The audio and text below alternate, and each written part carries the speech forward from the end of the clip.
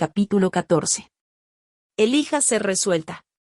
Quizás aunque usted vino conmigo hasta aquí sigue pensando de sí misma, Joyce, yo soy una persona tímida y esa es mi naturaleza.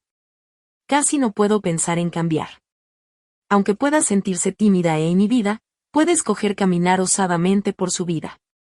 Lo primero que quiero recordarle es que puede sentirse asustada, puede sentirse temerosa, hasta puede sentirse pusilánime, pero sigue pudiendo elegir caminar audazmente y como si el miedo no existiera. Su libre albedrío es más fuerte que sus sentimientos si usted lo ejercita. Quizás usted sea como miles de otros que han obedecido durante tanto tiempo a sus sentimientos que ahora ellos los controlan. Su voluntad, como un músculo, se vuelve débil si no la ejercita. Cuando empiece a pedirle a Dios que la ayude y ejercite su fuerza de voluntad contra sus sentimientos, se le hará más y más fácil ser verdaderamente la persona que usted quiere ser, la persona que Dios ha diseñado para que usted sea. Cuando pienso en cómo es ser osado, pienso en alguien que es atrevido, valeroso, valiente y resuelto. Algunas personas piensan que son osadas pero son meramente rudas, oportunistas e imprudentes. Les iría mucho mejor si fueran sinceras y admitieran que están asustadas pero, en lugar de intentarlo, siguen adelante y pretenden ser valientes mientras viven una mentira. Debo admitir que así es como fui durante muchos años de mi vida. Pensaba que era una mujer resuelta, pero la verdad es que era muy temerosa.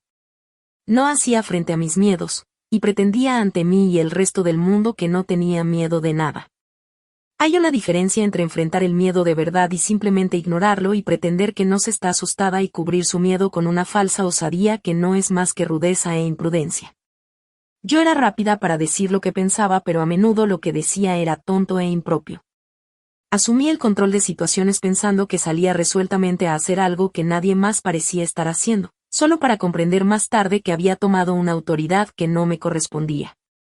Solía moverme con impaciencia y demasiado rápidamente, pensando una vez más que era intrépida, pero cometí muchos errores y herí a muchas personas porque no tomé tiempo para buscar sabiduría. En realidad, yo era muy inmadura y no sabía nada sobre la verdadera resolución. Si alguien me ofendía o insultaba, yo era rápida para defenderme y ponerlo en su lugar. Dejaba muy en claro que no me iban a maltratar. Sin embargo, cuando me convertí en estudiante de la palabra de Dios en un esfuerzo por enderezar una vida verdaderamente arruinada, me corregí por escrituras como, el necio muestra enseguida su enojo, pero el prudente pasa por alto el insulto. Proverbios 12:16, Nueva Versión Internacional. No os venguéis vosotros mismos, amados míos, sino dejad lugar a la ira de Dios, porque escrito está, mía es la venganza, yo pagaré, dice el Señor. Romanos 12:19. Se requiere verdadero valor y resolución para caminar por fe y esperar que Dios la vindique cuando fue maltratada. Lo que yo pensaba que era la resolución no lo era en modo alguno. Una persona sincera haría mejor en reconocer la verdad y decir, yo tengo miedo pero voy a hacerlo asustada, que pretender que no tiene miedo y vivir en la falsedad y el autoengaño. Las personas genuinamente valientes no solo tienen el valor de actuar, tienen el valor de actuar cuando es necesario hacerlo. La mente del hombre planea su camino. Yo siempre tenía un plan y siempre era rápida en ejecutarlo, pero muchos de mis planes fracasaban. Proverbios 16:9 dice que la mente del hombre planea su rumbo, pero que sus pasos son hechos seguros y exactos solo por el Señor. Los proverbios dicen muchas cosas sabias que haríamos bien en escuchar. También nos dicen que el orgullo va antes de la destrucción, y el espíritu altanero antes de la caída. Proverbios 16:18. Muchas personas piensan que son resueltas. Pero solo son orgullosas y arrogantes. Piensan demasiado favorablemente de sí mismas y siempre terminan desdeñando a otras personas e hiriéndolas. Mis planes siempre funcionaban según mi propia conveniencia sin considerar seriamente las necesidades de otras personas, pero los planes de Dios proveen para las necesidades de todos. Debemos aprender a esperar los planes de Dios para desarrollarlos. Él perfecciona todo lo que nos concierne. La verdadera resolución entra en los tiempos de Dios y se mueve en el momento correcto.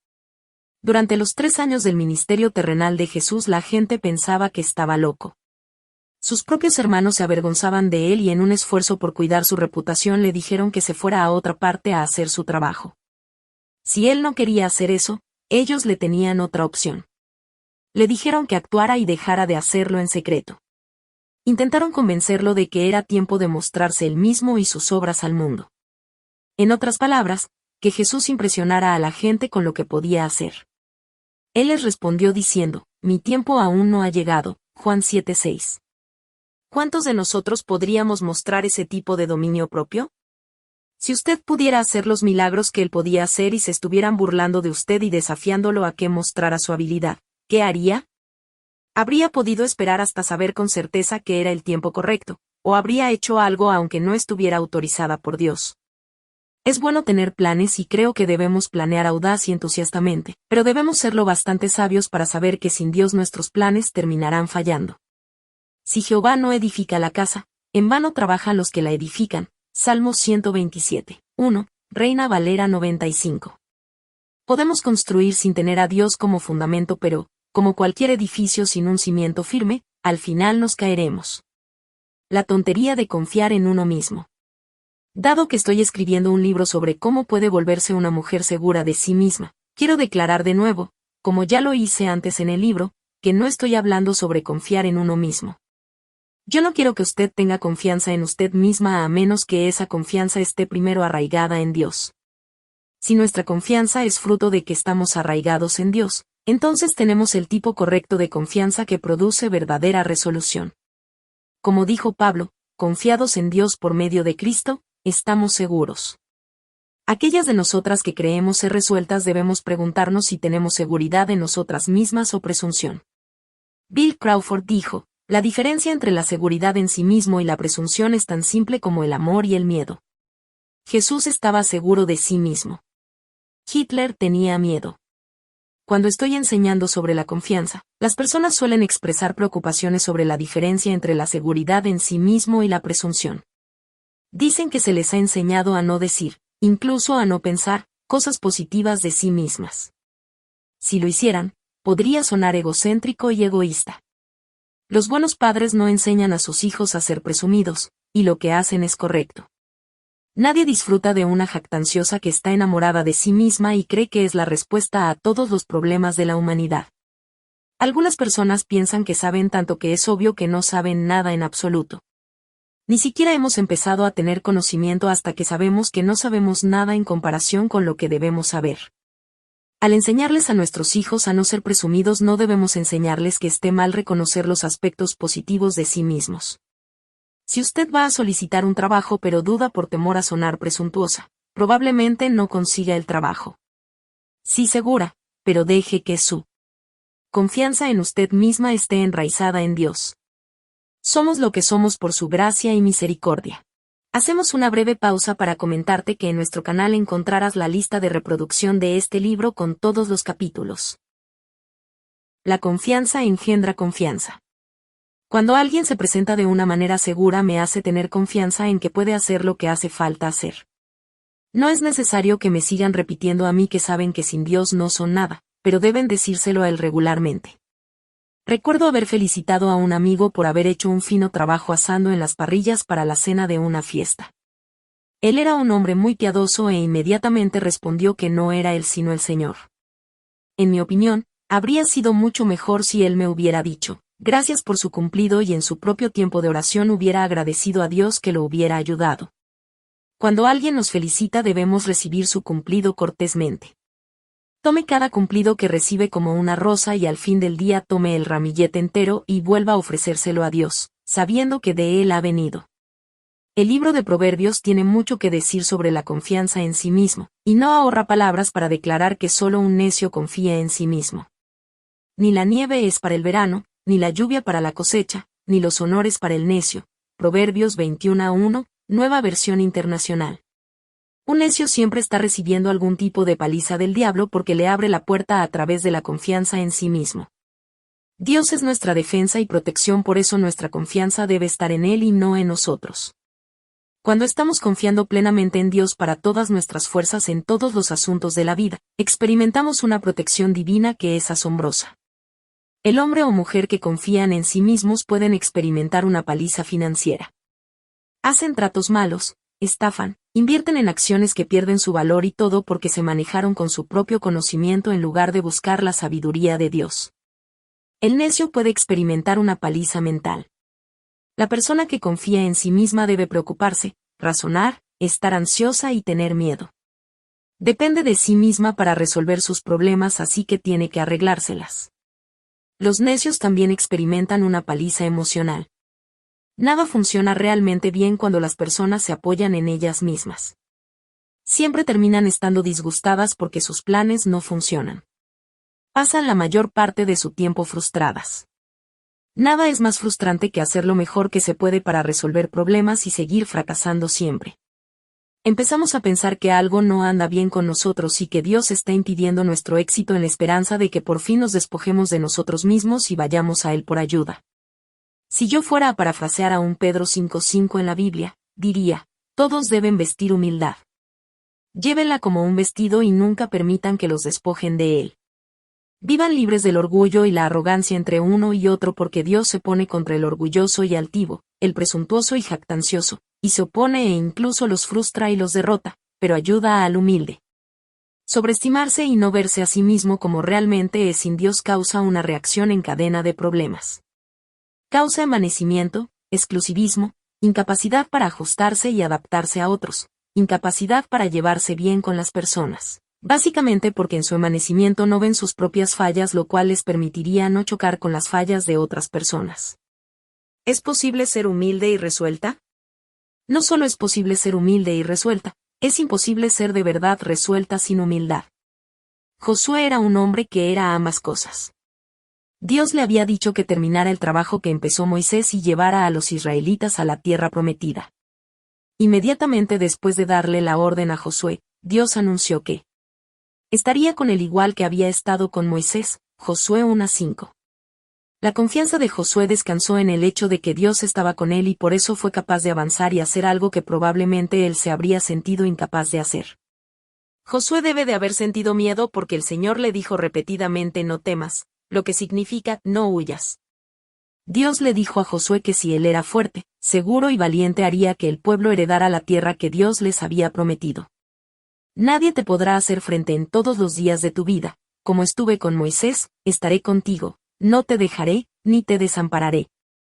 Esfuérzate y sé valiente, porque tú repartirás a este pueblo por heredad la tierra de la cual juré a sus padres que la daría a ellos.